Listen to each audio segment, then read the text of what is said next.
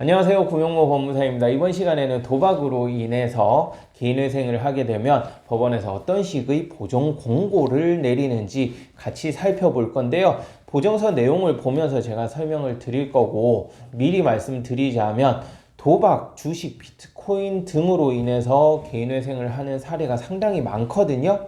그렇다고 해서 딱히 불이익이 있는 건 아니에요. 그러니까 너무 걱정하실 필요는 없고요.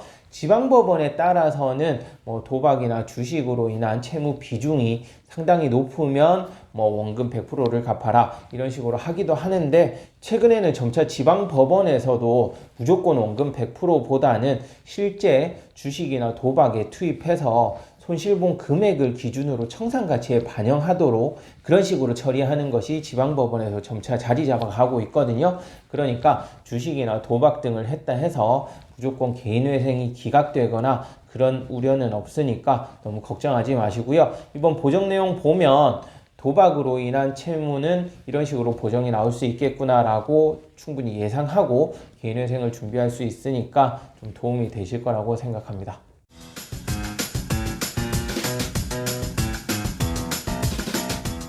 보정서 내용을 보겠습니다. 서울회생법원이고요. 보정 공고 써있죠. 채무자는 이 보정 공고를 송달받은 날로부터 7일 이내에 보정하라 이런 내용이 있고요. 아래 내용이 중요합니다.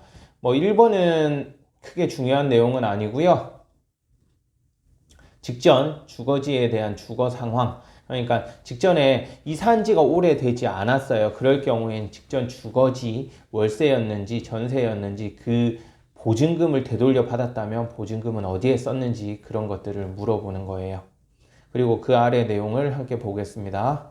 2번입니다. 신청인의 최근 5년간 주민등록상 주소지 관할 관청이 발급한 전국 자치단체에 대한 건물, 주택, 토지, 자동차 등 전체 세목에 관한 지방세 세목별 과세증명원을 제출하고 부과된 항목에 대하여 소명하라 이런 식으로 되어 있는데요. 그러니까 이 말은 지방세 세목별 과세증명서를 보면 재산세 등이 기재가 되어 있어요.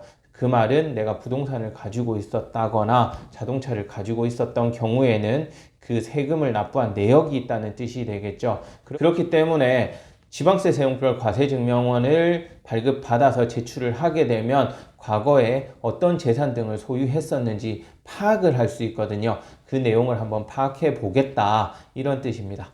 3번 보시면 신청인의 현재 유지되고 있는 보험의 현황과 그 다음에 보험 계약 조회 결과를 제출하고 예상 환급금, 보험 해약하면 받는 환급금이 존재하면 이를 청산가치에 반영하라. 이건 통상적으로 2번, 3번, 4번 지금까지 본 거는 도박과는 전혀 연관성 없이 통상적으로 개인회생을 하게 되면 나오게 되는 보정 내용과 동일합니다. 4번 보시면 계좌정보통합관리 서비스 기재되어 있는데요. 이 내용은 이전 영상에서도 설명드린 적이 있는데 각 은행별 계좌 내역을 전부 조회하는 거예요. 근데 좀 특이한 사항이 있다면 똑같은 서울회생법원인데 이번 보정에서는 각 계좌의 최근 6개월분 거래 내역을 제출하라고 나와 있죠. 직전 보정서에서는 최근 1년분의 거래 내역서를 제출하라고 나왔었거든요. 그런데 이 고객 같은 경우에는 6개월분만 제출하라 이렇게 나온다는 점 알고 계시면 될 것 같고요. 왜 이렇게 차이가 나냐 하면은 구체적 사건에 따라서 조금씩 사유가 다르겠죠. 개인회생하는 사유가, 그 사유나 또 채무 발생 시점 등에 따라서 이렇게 요구하는 서류의 기간이 달라질 수 있다는 점 참고하시면 될 것 같네요. 5번 보시면 무상거주와 관련하여 무상거주하고 있는 주택의 부동산 등기부등본, 무상거주 확인자의 임대차 계약서 사본, 무상거주 확인자의 주민등록증 사본을 제출하라 이렇게 되어 있는데 이분 같은 경우에는 무상거주를 하고 있어요. 그래서 무상거주 확인서를 제출을 했거든요. 그럴 경우 부동산 등기부 등본 같은 경우에는 사무실에서 발급을 하니까 문제가 없는 부분이고, 무상거주 확인자의 임대차 계약서 사본이나 주민등록증 사본 같은 경우에는 그 무상거주 확인자가 거부를 할 수도 있겠죠. 개인정보니까 거부를 할 수도 있단 말이에요. 그럴 경우에는 뭐 이걸 제출하지 않는다 해서 기각이 나거나 그런 건 아니니까 걱정하실 필요는 없고요. 만약에 거부를 하신다 그럴 경우에는 그 대리인 사무실에 거부 사실을 알리면 대리인 사무실에서 적절히 조치를 취하니까 이 부분에 대해서는 너무 부담 가지실 필요는 없을 것 같아요. 6번 보시면 현 직장이 반영된 근로계약서 써 있죠. 요즘에는 이와 같이 근로계약서를 법원에서 요구하는 경우가 상당히 많습니다. 이 부분도 참고하시면 될 것 같아요. 그리고 아래쪽 내용을 또 보겠습니다. 7번인데요. 2021년 2월 수령한 사용자의 기명날인 또는 서명이 된 급여 명세서 및 급여를 지급받은 통장거래 내역을 제출하라. 이건 취업한 지 얼마 안 되어서 이렇게 통장거래 내역하고 급여받은 내역을 확인하는 거예요. 그러니까 이와 같이 취업을 한 지 얼마 안 된 상태에서 개인회생을 한다. 그러면 이런 자료를 요청할 수 있겠구나 라고 알고 계시면 되고, 8번 같은 경우 현 직장의 사업자 등록증 사본이죠. 이 사업자 등록증 사본 제출에 관해서 좀 힘들어 하시는 분들이 계시는데, 정한대명 사업자 등록증은 보통 사업장에 걸려 있거든요. 사진 찍어서 보내도 괜찮습니다. 그러니까 부담 가지실 필요 없으세요. 9번 보시면 신청인의 현재 주식 보유 현황 자료 및 최근 1년 동안의 주식 거래 현황 자료를 제출하고, 보유하고 있는 주식이 있다면 이를 재산 목록에 기재하여 청산 가치에 반영하라. 이런 내용이 최근 보정에 계속 나오고 있어요. 주식을 꼭 하지 않는다 하더라도 요즘에 워낙 주식을 많이 하다 보니까 주식 거래 현황은 거의 필수적으로 확인을 하는 것 같습니다. 서울회생법원에서는. 다른 기타 지방법원에서는 현재 주식을 한 사실이 없다라고 했을 때는 주식 보유 현황까지는 제출을 요구하지는 않고 있어요. 그러니까 이 부분도 참고하세요.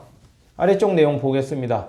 10번입니다. 채권번호 8, 10, 12, 13번 채무의 사용처와 사용목적, 그리고 지출된 내역과 근거를 일자별로 도표로 정리하여 제출하고 그 근거 자료를 제출하라. 대출 상환에 사용하였다면 대출금 상환 증명서를 제출하고, 은행 거래 계좌로 확인이 가능한 경우에는 해당 부분을 특정하여 표시하고 소명 자료를 첨부하시기 바랍니다 라고 되어 있고요. 여기 이 내용이 중요하죠. 부당한 사용 및 미소명 부분은 청산 가치에 반영 요함.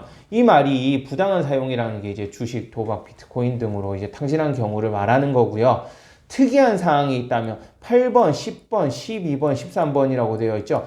이 대출이 발생한 시점이 언제냐면 이 고객이 2021년에 개인회생을 접수했는데요. 최근 1년 대출이 아닙니다. 최근 2년 이내의 대출이에요. 보통은 최근 1년 이내의 대출금에 대해서만 물어본다고 했잖아요. 그런데 특이하게도 이 고객 같은 경우에는 2년 전에 발생한 대출인데 어디에 사용했는지를 보죠. 왜 그러냐 하면 총 채무 금액 중에서 2019년도에 발생한 대출금의 비중이 상당히 높습니다. 즉 2019년도에 2년 전에 대출이 대부분 발생을 했어요. 이와 같은 경우에는 이렇게 1년 이내 대출이 아닌 2년 전 대출까지도 확인하는 경우가 있으니까 이 부분 꼭 알고 계셔야 할 것 같아요. 네, 이번 시간에는 도박으로 인해 개인회생을 했을 때 어떤 식으로 보정 나오는지 확인을 했는데요. 도박 자체가 중요한 것보다는 이번 영상에서 가장 중요한 점은 1년 이내 대출뿐만 아니라 2년 전에 대출에 대해서도 확인하는 경우가 있다는 점 꼭 알고 계셨으면 좋겠습니다. 네, 끝까지 시청해 주셔서 감사합니다. 구명모 법무사였습니다.